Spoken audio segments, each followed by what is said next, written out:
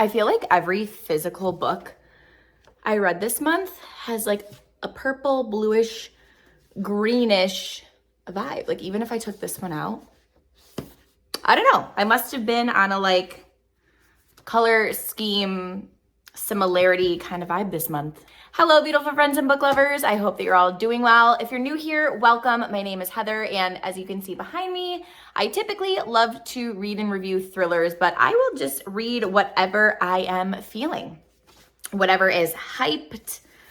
You know, sometimes I just get suckered in, like I did with Fourth Wing, which the delivery date for that is super long, but I had to get it because everywhere on Bookstagram, it was like crazy.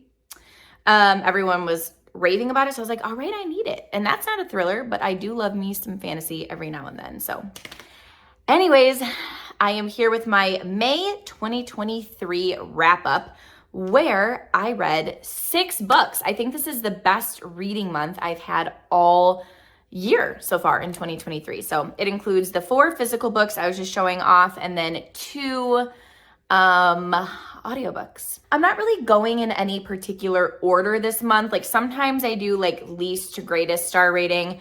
I think I'm just kind of doing like what I read, like what I first started reading, you know, like first to last kind of sitch in terms of start to finish.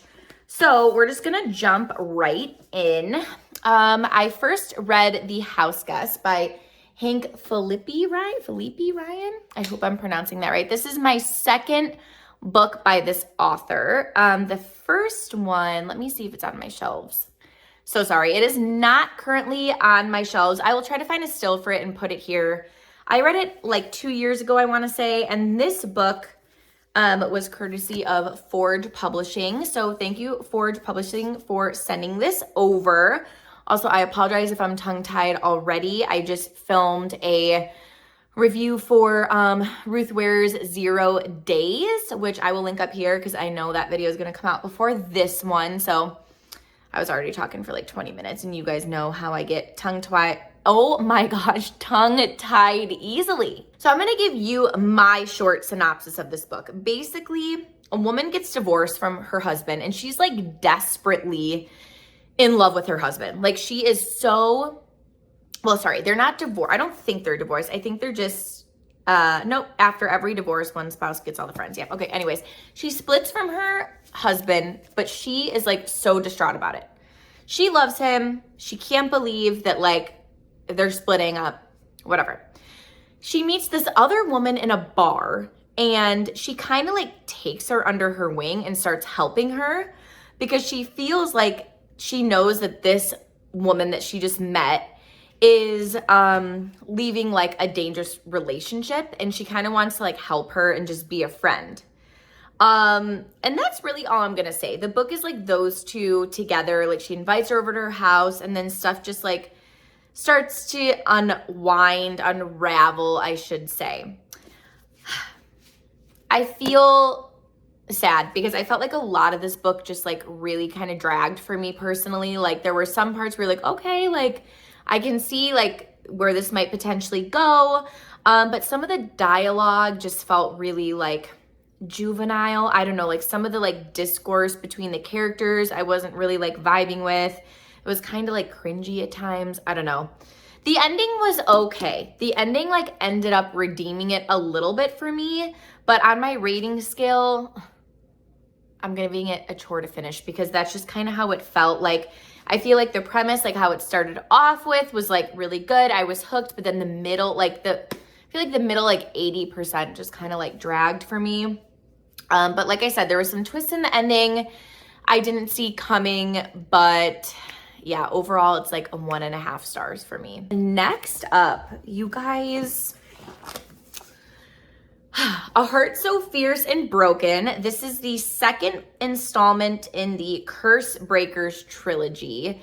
The first book being, oh my gosh, A Curse So Dark and Lonely. Thank you, memory. I think this is a trilogy. I have the third book sitting on my shelf right there.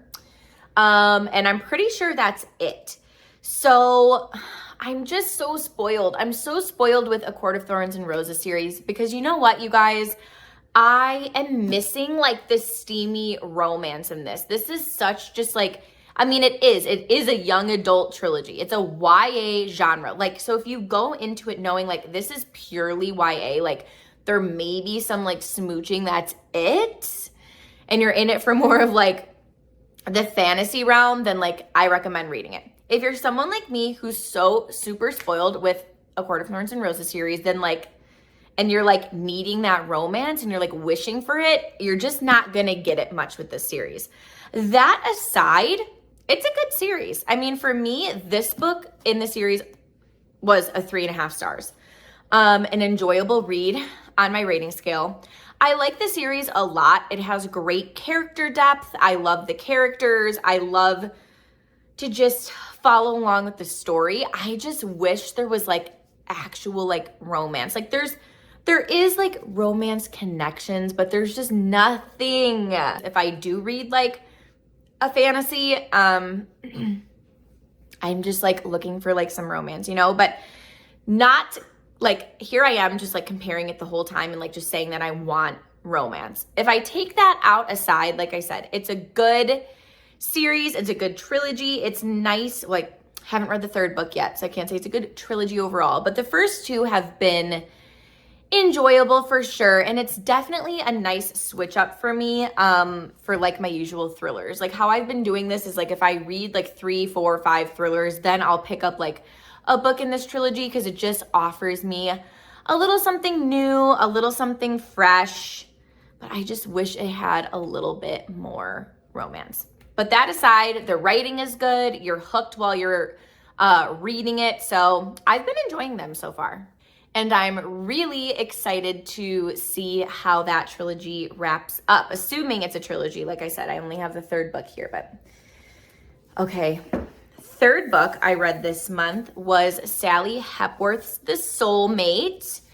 I chose this as a book of the month book for March. That was like so awkward. Why did I do that? A March book of the month book. If you're unfamiliar with book of the month, it's all these books with these little colored squares here. I have some up top, but I know you can't see the top shelves.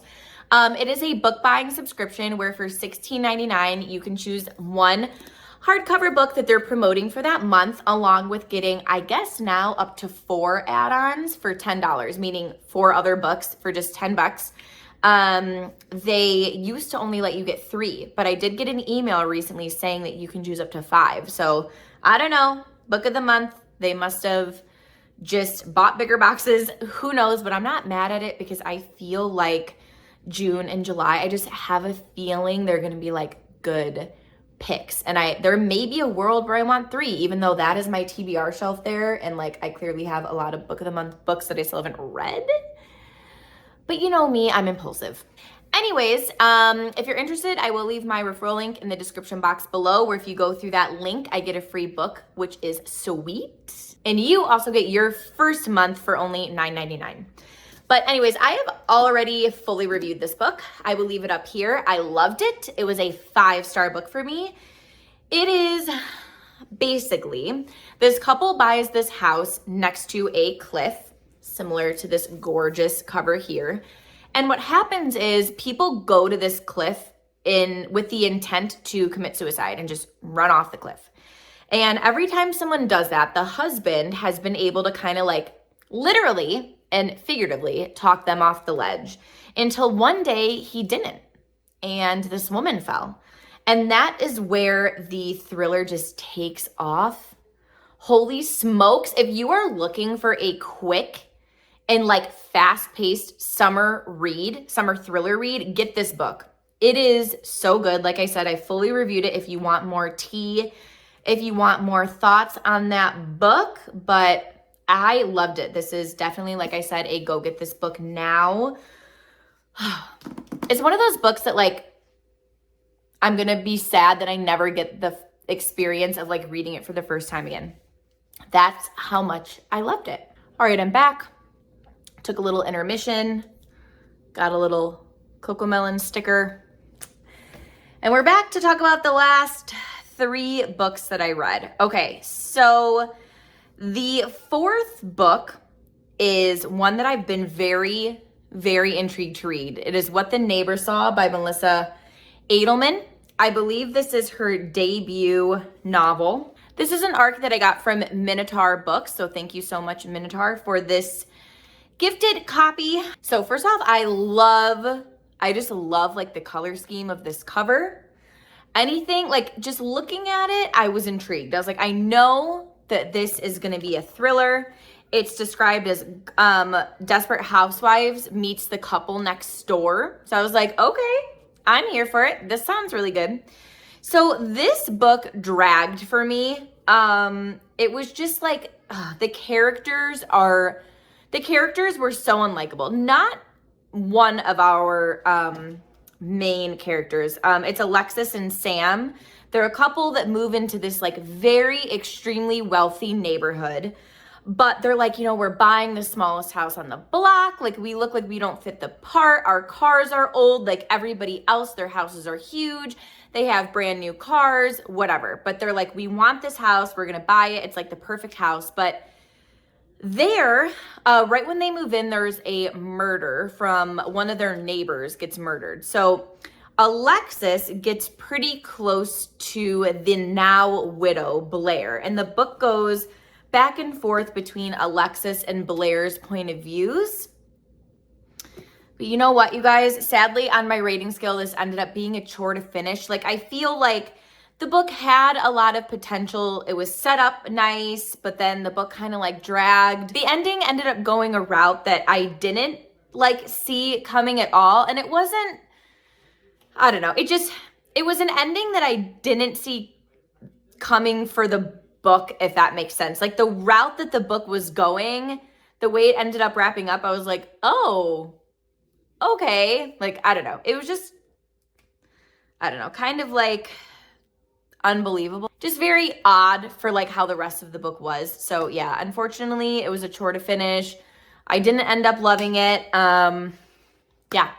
Moving on to 0 Days by Ruth Ware. I have already filmed an entire review for this that is already live on my channel, so I'll put a card up here for you if you're interested in all of my thoughts on that book. But I was so excited to read that. If you've been here a minute, you will know that the Ruth Ware books I have read in the past have not always like done it for me. I have not always been like the biggest Ruth Ware fan, just because when I read her books, they're kind of like a letdown for me. But this book, oh my gosh, I loved it. It is a suspenseful mystery, like you're just on the edge of your seat the entire time.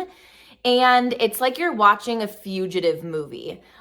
Basically, this wife's husband ends up getting murdered, and then she is like the prime suspect, but she's like running from the police, and it's super crazy. It's really fast paced, and it's really, really good. In that full video, I ended up saying that I rated this book an enjoyable read.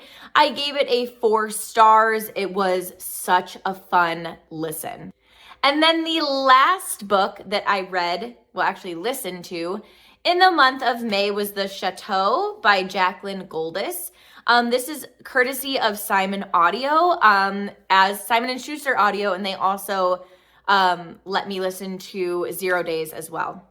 So thank you so much, Simon & Schuster Audio, for these 2 thriller books. Well, mystery book, I think, for 0 Days, but it's like a mystery thriller, whatever. Thank you is the point. I liked The Chateau. It actually reminded me a little bit of The Writing Retreat by Julia Bartz, which is, actually, where is that book? It's actually in my top shelf. I knew it's from Book of the Month, but it didn't come with a Book of the Month square, so that's why I was like, where is it?